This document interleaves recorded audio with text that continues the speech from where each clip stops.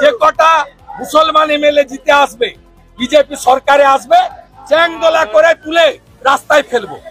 এই রাস্তায় বাবু যে গতকাল যে কথা বলেছে, চরম সাম্প্রদায়িক কথা বলেছেন, অসাংবিধানিক, অগণতান্ত্রিক, অবাঞ্ছিত মন্তব্য করেছেন। তিনি একজন দায়িত্বশীল লিডার হিসাবে, লিডার অফ অপোজিশন হিসাবে তাকে এই বক্তব্য প্রত্যাহার করা দরকার। এই বক্তব্যের আমি তীব্র নিন্দা, ধিক্কার জানাচ্ছি। কিন্তু আমার প্রশ্ন এখানে রাজ্য সরকারের কাছে, শুভেন্দুবাবু এই তো প্রথম নয়, ইতিপূর্বে মাদ্রাসা সম্পর্কে, মুসলিমদের সম্পর্কে বিভিন্ন ভাষায় আক্রমণ করেছে। রাজ্য সরকারকে নাকি জঙ্গি যোগ এই ধরনের কথা বলেছে। অনেক ভাষা আক্রমণ করার পরও কেন সুমোটো হচ্ছে না? আর গতকাল যে কথা বলেছে, চরম পর্যায়ে গিয়ে বলেছে, তার বিরুদ্ধে রাজ্য প্রশাসন সুমোটো কেন মামলা দায়ের করছে না? তাহলে কি কোনো একটা জায়গায় আমরা যেটা বারবার বলে আসছি যে যোগসাযোগে তৃণমূল বিজেপি চলছে, সেটা কি প্রমাণ হয়ে যাচ্ছে? কর্মী সমাজের লোক,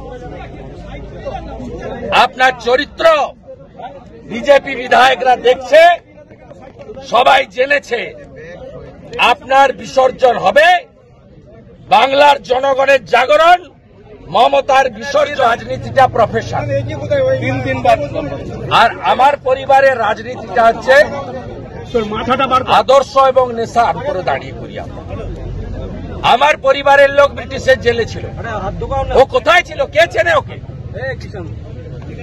ও জীবনে মুখ্যমন্ত্রী হতো না নন্দীগ্রাম না হলে। টাটাকে তাড়িয়েছে, কোনদিন হতো না।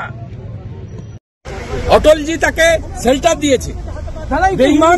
নতুন দলের পৃথিবীর ইতিহাসে সবচেয়ে বড় রাজনৈতিক বেঈমানের নাম হচ্ছে মমতা ব্যানার্জি।